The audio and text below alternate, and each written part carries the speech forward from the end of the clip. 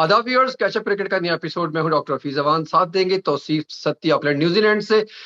Pakistan team की selection और selection में बहुत सारी ifs and buts, ins and outs, और सबसे बड़ा जो है हॉट टॉपिक वो है फ़हीम अशरफ।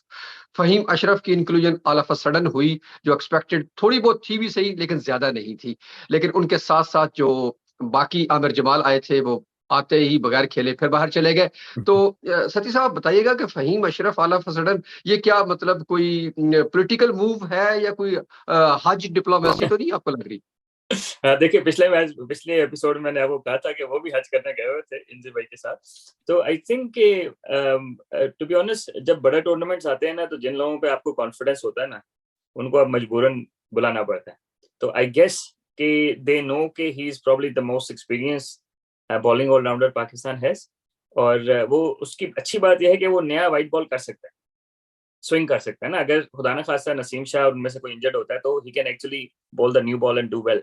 और उसने नया गेंद कभी भी बुरा नहीं किया, टी20 में भी बड़ा अच्छा किया।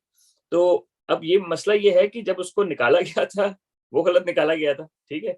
क्योंकि और फिर पिछले तकरीबन 6 से 8 महीने से बिल्डअप हो रहा था आमिर जमाल के लिए ना। और बड़ा फाइटर बॉलर है और वो बड़ी जान मार के गेंद कर रहा है, लॉन्ग फॉर्मेट शॉर्ट फॉर्मेट क्या हो हर उसमें।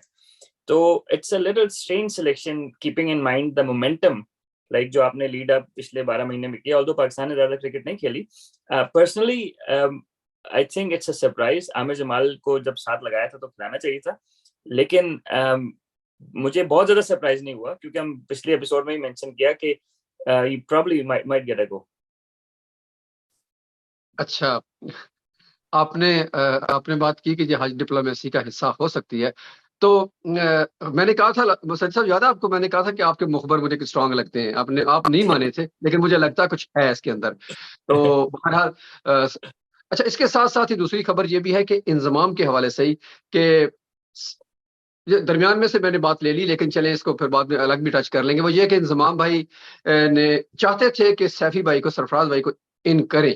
ये खबर की हद तक है। चलो खैर, अब तो ये ओपन ही है कि, लेकिन जो दूसरे दोनों भाई हैं यानी कि मिकी आर्थर और ब्रैडबर्न, उन दोनों के ख्याल में शायद हसन चीमा की भी इनपुट हमें नहीं पता कि कितनी होती है, सिर्फ डेटा तक है या आगे भी है। लेकिन बहरहाल उनका ख्याल था कि नहीं, सरफराज का शायद टाइम ओवर हो चुका है, तो मोहम्मद हारिस को इन किया जाए। तो आप इन दोनों को कैसे कंपेयर करते हैं? हालांकि आप, मुझे पता है कि सैफी के, सरफराज के काफी बिग फैन है, खासतौर से इस तरह की कंडीशन में। हाँ, देखिए, सरफराज की विकेट कीपिंग का तो मैं फैन नहीं हूँ आजकल ना। मतलब his wicket keeping is way below par. तो अगर एज अ विकेट कीपर देखना है तो शायद हारिस बेहतर ऑप्शन हो। लेकिन कंडीशंस में मसला ये है कि हारिस एक तो इतनी एक्सपीरियंस नहीं है। You wouldn't consider him as a batsman then. और या तो उसको ऊपर ऊपर करा के थोड़ा सा तेज खिलाया जाए। He is more of a like a T20 player. उसने अभी कभी लिस्ट में बड़ी इनिंग्स अभी तक नहीं खेली। डायनामिक प्लेयर है वो, 4-5 ओवर में गेम चेंज कर सकता है। बट मिडिल ओवर में मसला ये होता है कि 5 फील्डर दायरे में होते हैं, ठीक है। और 5 फील्डर दायरे में होने के लिए आपको जो है ना वो ऐसे लोग चाहिए जो ओपन फेस के साथ, क्लोज फेस के साथ हर तरह के शॉट्स खेल सकें, स्पेशली सब कॉन्टिनेंट कंडीशन में जहाँ पे बॉल ज्यादा बाउंस नहीं होता। तो आपको जो है ना वो बड़े शॉट नहीं खेलने। तो आई थिंक स्ट्राइक रोटेट करने में सरफराज इज वेरी गुड, क्योंकि प्रॉब्लम वहां आती है जब स्ट्राइक रोटेट नहीं होती, फिर बड़ा हिट खेलते हैं और आउट हो जाते हैं।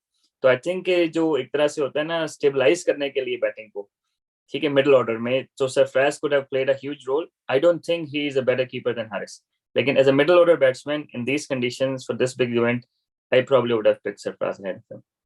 जब मैं आपकी बात को आगे बढ़ा देता हूं थोड़ा सा, कि अगर सेकंड कीपर, मेरी सिलेक्शन अगर देखी जाए, तो मैं अगर सेकंड कीपर, अगर सरफराज को नहीं लेके जाना था बतौर बैट्समैन, तो फिर हसीबुल्लाह वाज बेटर चॉइस, क्योंकि he can bat well, he can keep well. तो हारिस में अगर कीपर अच्छा है तो शायद बैट्समैन उतना बड़ा नहीं है, अब तक उसका डेवलप नहीं हुआ।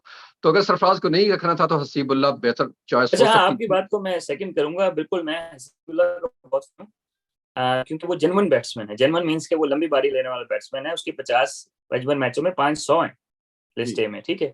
50 के करीब एवरेज है, 45 से 50 के दरमियान एवरेज है। तो he is actually proven top order batsman in list A cricket, 50 over की क्रिकेट में। तो आपकी बात बिल्कुल सही है। अगर अगर as a wicket keeper batsman भी देखना था तो हारिस के आगे होना चाहिए था हसीबुल्लाह को। Haris should have been third in ladder, लेकिन for some reason Haris is in favour. कप्तान भी बनाया था अभी छोटे टूर्नामेंट में उसको, और they won the thing. So he is a good leader, but I think he hasn't done enough in 50 over cricket yet. to get a spot in Pakistan team. That's right ji, बिल्कुल। अच्छा चलिए वापस opener की तरफ आ जाते हैं, ये दरमियान में मुझे याद आ गई बात। तो शान मसूद को शायद बाय बाय कर दिया गया। मुझे नहीं लगता कि इसके बाद उनकी वापसी का इम्कान लग रहा है बज़ाहिर। वैसे तो हमारी पाकिस्तान क्रिकेट में कुछ भी हो सकता है। तो जो उनकी जगह रखे गए हैं वो है अब्दुल्ला शफीक। मैं पर्टिकुलरली ओपनर्स की बात करूंगा, सऊद शकील वगैरह पे बाद में आता हूँ।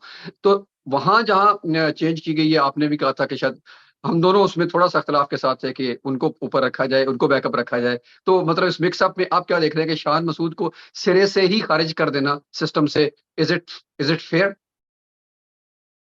टू बी ऑनेस्ट मैं ये सरप्राइज रहे मेरे, क्योंकि मिकी आसिफ बहुत बड़े फैन है शान मसूद के, ठीक है। और शान मसूद अगर हम टेस्ट मैचेस में भी देखें, इस टेस्ट सीरीज में उनसे रन इतने नहीं किए, लेकिन you can see he had more time than any other batsman of Pakistan. तो वो he looked in a very good touch, right. तो आई गेस कि फ्यूचर इन्वेस्टमेंट के हिसाब से शायद उन्होंने मे बी शान मसूद इतने सक्सेसफुल नहीं रहे, बड़ी इनिंग्स नहीं खेली। यहाँ पे उन्होंने श्रीलंका में एक 100 टेस्ट में किया होता तो शायद, although it's a one day cricket, लेकिन अब्दुल्ला शफीक को लाना जो है ना वो मेरा ख्याल है कि अब्दुल्ला शफीक के साथ जाती है, क्योंकि उसको पहले भी हम टी20 में ला के, टी20 में खिला के तो उसको खराब किया है। मेरा ख्याल है उसको पहले साल एक टेस्ट क्रिकेट खेलने दें, एस्टेब्लिश होने दें, उसके बाद आहिस्ता आहिस्ता उसको इसमें सिस्टम में लाएं, मेरे ख्याल में। अच्छा, हो सकता है कि यहाँ भी जमहूरियत वाला अमल आया हो, जैसे सरफराज के केस में हमने देखा कि इंजी भाई चाहते थे बाकी नहीं चाहते थे। हो सकता है या मिकी चाहते हो बाकी ना चाहते हो। तो जमहूरियत चूंकि पाकिस्तान में है बहुत ज्यादा, तो हो सकता है कि उस वजह से ये अमल भी उसी का शख्साना ऐन मुमकिन है। पॉसिबिलिटी। हाँ जी। तो आगे खैर जमहूरियत से हट के हम आगे चलते हैं, वो है सऊद शकील और ताहिर तैयब, दो की इंक्लूजन। सऊद शकील की इंक्लूजन हुई है अफगानिस्तान के लिए, एशिया कप में उनका नाम नहीं है फिलहाल। लेकिन ऐसा ऐसा नहीं लगता कि इंजमाम ने बड़े अच्छे तरीके से बंदों को ऐसे ऐसे फिट करके अपने कोनों पे बैठा दिया है कि अब तुम नहीं तो पीछे तेरे बैठा हुआ है, और स्ट्रांग उम्मीदवार बैठा हुआ है। जब ताहिर तैयब खासतौर पर जिन्होंने अभी फाइनल में, तैयब इमर्जिंग ताहिर फाइनल, है, बिल्कुल तैयब तैयब ताहिर। तैयब ताहिर, सॉरी मैं उलट नाम, तैयब ताहिर को अभी उन्होंने 100 किया। तो इस हवाले से अगर आप देखते हैं कि सऊद शकील की और तैयब ताहिर की, उनको बिठाना ठीक है, खिलाना चाहिए, या फिलहाल वो बेंच पर बैठकर देखेंगे, या आपको लग रहा है कि वो यहाँ खेल जाएंगे क्योंकि हारिस सोहेल भी देखिए नहीं? देखिए डॉक्टर साहब, पहले ये मसला था कि 6-6 ऑलराउंडर्स खिलाते रहे पाकिस्तान टीम वाले, हम्म, ठीक है। तो एटलीस्ट अब 2-4 जेन्युइन बैट्समैन दरमियान में डालें, अदरवाइज होता है शादाब को भी 5 में पारी कर रहा है, कभी रिजवान कर रहा है, कभी कौन कर रहा है। तो एटलीस्ट इन्होंने 2 मिडिल ऑर्डर बैट्समैन डालें। अच्छा, फर्क ऑल्दो सेम एज के हैं, लेकिन Saud Shakeel is a different brand of cricket than Tayyab Tahir. Tayyab Tahir can play aggressively and Saud Shakeel भी खेल सकते हैं, लेकिन तैयब ताहिर स्ट्राइक रोटेट इतनी अच्छी नहीं करते। He is a boundary hitter, ठीक है। तो उसके दूसरी साइड पे फिर आपको स्ट्राइक रोटेट करने वाले बंदे चाहिए। तो south Shakeel can hit the boundaries but at the same time he can rotate the strike, ठीक है।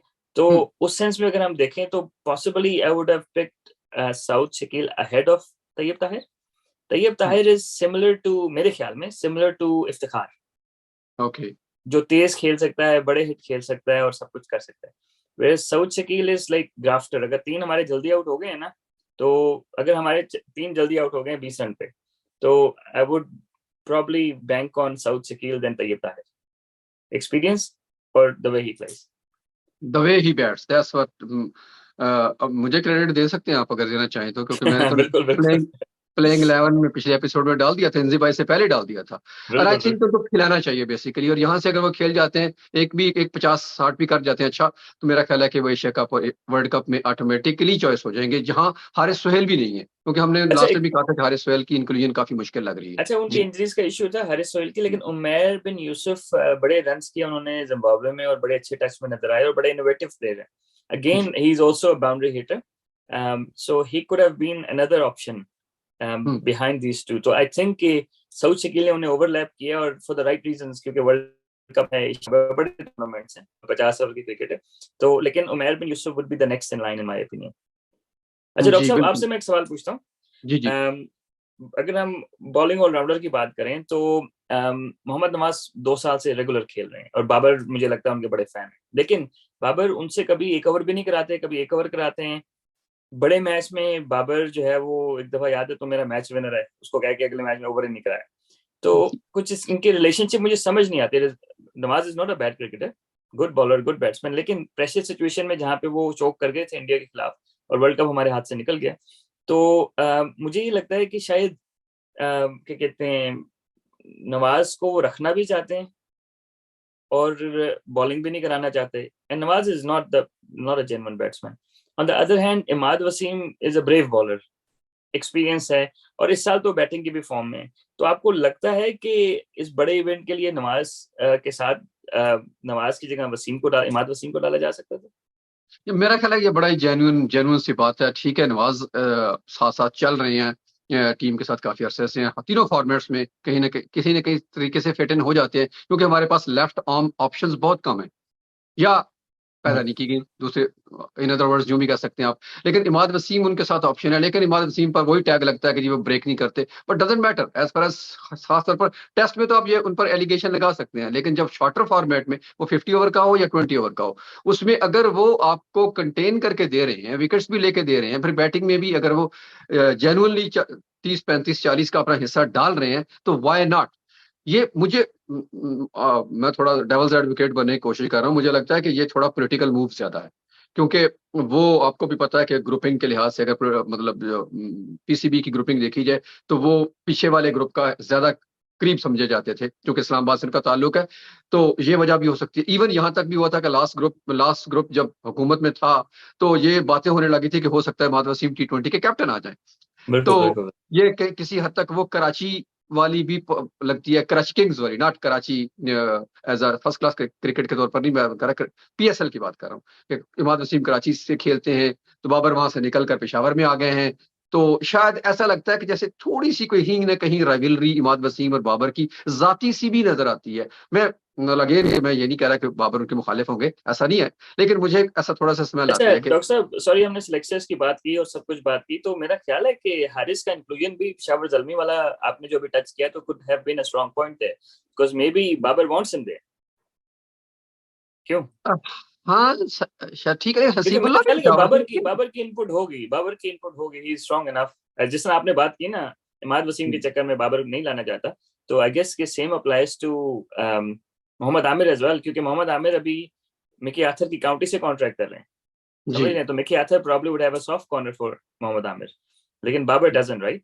और व्हिच इज फेयर। तो आई थिंक बाबर की भी इनपुट होगी। डॉक्टर साहब, अगर हम इसको बहुत ज्यादा लंबा ना करें और आखिरी पॉइंट टच कर लें, वैसे दो बातें हैं। एक तो हसन अली बेचारा इन एंड आउट हुआ, बेचारे को बुला के उसने बेचारे ने 30 स्लाइडें भी मारी, लेकिन उसको नहीं लेके आए। आई थिंक वो रेगुलर क्रिकेट खेल रहा है, काउंटी क्रिकेट भी हर जगह भी, मेरा ख्याल है उसकी इंक्लूजन होनी चाहिए थी। लेकिन अगेन फहीम अशरफ हज करके आए हैं साथ, और फिर क्या कहते हैं, नवाज शरीफ साहब से भी मिल के आए हैं, उनकी तस्वीरें आई हैं। मैं मजाक कर रहा हूँ। तो अच्छा, आखिरी बात करेंगे स्पिन बॉलर पे। चलिए, अब ये है कि कंपटीशन बहुत टाइट है पाकिस्तान में, क्योंकि शादाब तो हमारे प्रीमियर ऑलराउंडर बॉलर हैं। उसके बाद अबरार एक्चुअली बड़े अच्छे बॉलर हैं, क्योंकि ज्यादातर मुल्क उनको खेले नहीं होंगे, तो आई थॉट कि उसको भी ला सकते थे। लेकिन Usama Mir again one day cricket के बहुत अच्छे बॉलर हैं, काउंटी क्रिकेट में भी परफॉर्म कर रहे हैं। तो आप क्या देखते हैं उसामा मीर और अबरार को? अब क्योंकि 9वें नंबर पे बारी करनी है जिसने भी करनी है, 9वें 10वें पे। अच्छा, अबरार खैर बैटिंग के हवाले से अगर बात करें, तो अबरार को तो बैटिंग से तो बिल्कुल ही निकाल देना, एग्जैक्टली मतलब वो एग्जैक्टली तो एग्जैक्टली। बिल्कुल। Usama Mir can hit the ball at least, अभी बिल्कुल रिसेंटली उन्होंने 14 बॉलों पे 32 किया और हेडलाइन में भी आए। तो उसामा बिल्कुल। Mir is better than Abrar at this point, हम बात कर रहे हैं। बाकी ठीक रही है बात ठीक है। बॉलिंग की बात, तो आपकी बात बिल्कुल सही है कि अबरार को इन किया जा सकता है, लेकिन नंबर 1 शादाब है, नंबर 2 उसामा ऑलरेडी एक साल के से टीम के साथ इन आउट है, और कहीं ना कहीं जहां उसको मौका मिल रहा है वो खेल भी रहा है और परफॉर्म भी कर रहा है। तो इस मौके पर अबरार को खिलाना, वो भी टेस्ट से निकाल के, ये फिर वही ना हो जाता कि हमने अब्दुल्ला शफीक को टेस्ट से निकाला और लाके 2020 खिला दिया। हो सकता है ऐसा होता। ये शॉर्टर फॉर्मेट में प्रॉब्लम यही है कि अगर हाँ, अबरार की इंक्लूजन एक सूरत में हो सकती थी, जैसा वो बड़ा जेन्युइन था कि उसको कहीं ना कहीं दुनिया पूरी में इतनी क्रिकेट हो रही है कि मैं भी शायद अप्लाई करूं तो कहीं ना कहीं से खेल जाऊं, इतनी ज्यादा क्रिकेट हो रही है, क्योंकि प्लेयर्स कम है और लीग्स बहुत ज्यादा है। तो जी पाकिस्तान जी क्रिकेट बोर्ड ने या उसका एजेंट, आप जिसको एजेंट बोलते होते हैं, उनके जो मेंटोर कह लें, मैं जरा लफ्ज बेहतर मुनासिब समझता हूँ कि वो होता, तो उनको कहीं ना कहीं से लीग खिला देता। बेशक वो ग्लोबल T20 होती, एमएलसी होती, जिम्बाब्वे होती, T10 होती, अच्छा कुछ खेल नहीं। जाता, तो शायद उसकी ज्यादा बेहतर अच्छा डॉक्टर हम साहब, देख। इसका काउंटर आर्ग्यूमेंट पता है क्या है? कि इब्रार को लोगों ने खेला नहीं हुआ, मैं यही तो बात कर रहा हूँ, ठीक है, समझ रहे हैं? ठीक है। देखिए, वो पाकिस्तान का जो पिछले साल T20 हुआ था, इससे पिछले साल, उसमें वो टॉप विकेट टेकर था। डोमेस्टिक में ना, तो he is actually shorter format is not a bad, one day में पीछे बॉल के मैं ये कह रहा हूँ कि एज अ सरप्राइज, क्योंकि he is not a leg spinner, he is a finger spinner, that's right, so that's the difference between the leg spinner. So वो फिंगर स्पिनर में ये था कि वो दरमियान में जो ऑफ ब्रेक या front of the hand ball करता है, दैट कुड बी, स्पेशली जो गोरे बैट्समैन है ना वो तो बिल्कुल ही नहीं पिक करते ना, क्योंकि गुगली है ना, अब लोग पिक करने लग गए हैं ना कि गुगली पीछे से आती है, इसका तो फ्रंट ऑफ द हैंड है, इसका बिल्कुल चेक नहीं होता।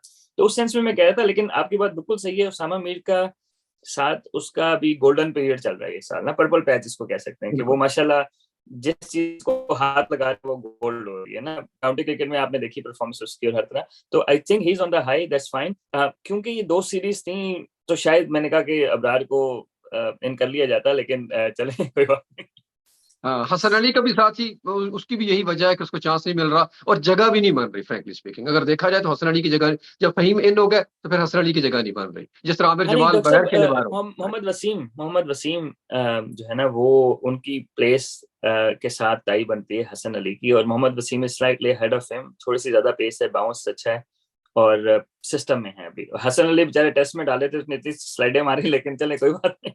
वो मेरा ख्याल है स्लाइडिंग डोंट में रूल हिम शायद आउट, डोंट इंजर्ड रूल हो हिम गया आउट। है सतीश साहब, मुझे लगता है कि वो स्लाइडिंग करते हुए इंजर्ड हो गए, मुझे लगता है। नहीं, but I think don't rule him out, he might and up playing the world cup, you never know. ये तो खैर कोई पता नहीं, हमारे यहाँ ये को पता। अच्छा, आखिरी क्विक सा क्वेश्चन मैं आपसे कर लेता हूँ जी जी। कि आपकी फास्ट बॉलिंग बैटरी जो है उसमें 3 तो क्लियर हैं, चौथे मोहम्मद वसीम जूनियर इन हो चुके हैं ऑलरेडी, 4 तो ये हैं ही हैं। तो अबाउट कि अगर वसीम की जगह पर या वैसे ही अगर बैकअप के तौर पर मोहम्मद जमान को शामिल किया जाता, जो पिछले 1 साल से बड़े अच्छी परफॉर्मेंस दे रहे हैं और डेथ ओवर्स में बड़े अच्छे परफॉर्म करते हैं, अबाउट दैट? अच्छा डॉक्टर साहब, उसमें पता है क्या है कि डेथ ओवर तो 4-5 कराने हैं उन्होंने, ठीक है, बाकी 5 ओवर कहाँ कराए, बिकॉज वो जो है ना थोड़ा सा एंगल से गेन करते हैं, सीम अप नहीं करते, उनका जेन्युइन स्विंग नहीं होता बहुत, ठीक है। अब हमने हारिस का कैसा रखा हुआ है, ठीक है, तो इवन वसीम भी टू एक्सटेंड। तो अब प्रॉब्लम यहाँ आ रही है कि जमान की एक तो इतनी वो नहीं है, एक्सपीरियंस नहीं है 50 ओवर की क्रिकेट का, और डॉक्टर साहब 50 ओवर की क्रिकेट में जो है ना वो 10 से 40 ओवर के दरमियान 4 फील्डर बाय होते हैं, T20 में 5 फील्डर बाय होते हैं। तो अब 4 फील्डर बाय का मतलब है कि जमान की जो है ना वो डेथ में तो वो कर लेगा आखिरी 10 ओवर में, दरमियान में जो है ना उसको रन्स पड़ेंगे, he is going for more than 6 an over in list A cricket ना। तो I think I am not saying कि rule him out completely, is a very good death option. अगर हारिस रऊफ इंजर्ड होता है ना तो जमान को ले आए मेरे ख्याल। ठीक है, आप यानी कि आप चाह रहे हैं कि हारिस रऊफ के बैक स्लैश जमान कर बैकअप हो, सकते हैं। हारिस रऊफ का वो बैकअप हो, ठीक है, जिस तरह वसीम का बैकअप हसन अली होना चाहिए, फहीम अशरफ का बैकअप आमिर जमाल होना चाहिए, आमिर, शाहीन अफरीदी का बैकअप मोहम्मद आमिर होना चाहिए, मेरी ओपिनियन में ना। बिल्कुल ठीक है, बिल्कुल ठीक ठीक है, बात। तो नसीम शाह का बैकअप हसनैन होना चाहिए, तो we have backup, good backup for each of the bowlers at least. नहीं, बिल्कुल ठीक है आपकी बात। ये यानी कि तकरीबन आप 11 हैं तो 11 के पीछे, सिवाय बाबर के पीछे, हर बंदे के पीछे एक प्लेयर और खड़ा हुआ है, और this is very good thing. Bench strength ऐसी ही होनी चाहिए। और इंजी भाई को मेरे ख्याल इस वक्त जो थोड़ी सी सहूलत भी मिली है कि उनको पता था कि 17 में से 13 तो है ही है, बल्कि 14-15 हैं, 2-3 का ही प्लस माइनस था जिसमें जिसमें शान बाहर हुए अच्छा, और एक और आउट ऑफ द बॉक्स बात करता है, चलो अगेन हमेशा जिक्र करता हूँ बेचारे का, मैं उसको जानता नहीं हूँ personally, Usman Salahuddin last year top scorer थे हमारे, ये सेकंड हाईएस्ट स्कोरर थे हमारे लिस्ट ए क्रिकेट में, और ओपन करके उनकी मगर 60 से ऊपर की एवरेज सो लेकिन ये कि वो तो बिल्कुल ही इग्नोर है सिस्टम से, but he is a very good batsman for this facts. That's right, या मैं खुद भी बहुत बड़ा फैन हूं उनका, लेकिन अनफॉर्चुनेट है, हमारे पाकिस्तान में ऐसा ही होता है, अगर कुछ नहीं आ सका तो नहीं आ सका, अगर आ जाए तो फिर वो आगा सलमान भी बन जाता है, अब्दुल्ला शफीक भी बन जाता है, जिसको बनाना है हम बना लेते हैं, खिला भी लेते हैं, बैकअप में भी रख लेते हैं। दैट्स व्हाट इट इज, बिल्कुल हमारी मजबूरी है सर। यूनिवर्सल सेंटेंस है सेठी साहब का कि हमारी मजबूरी। बिल्कुल ठीक है बिल्कुल। जी, नाजरीन आपसे ठीक है ज्यादा डॉक्टर चाहते साहब, हैं अगले एपिसोड में कुछ ऐड करना चाहेंगे से सब आप तो जरूर नहीं कीजिएगा। नहीं, आई बाकी थिंक वी कवर्ड चलिए, एवरीथिंग। ठीक है जी, ये था हमारी तरफ से सिलेक्शन पर थोड़े बहुत कमेंट। आप जरूर बताइएगा हमें कमेंट करके कि आपको हमारी सिलेक्शन कैसी लगी और इंजी भाई की सिलेक्शन कैसी लगी। ठीक है जी, हम दुआ गो है पाकिस्तान टीम अच्छा परफॉर्म करे। इजाजत दीजिए, अल्लाह हाफिज। अल्लाह हाफिज।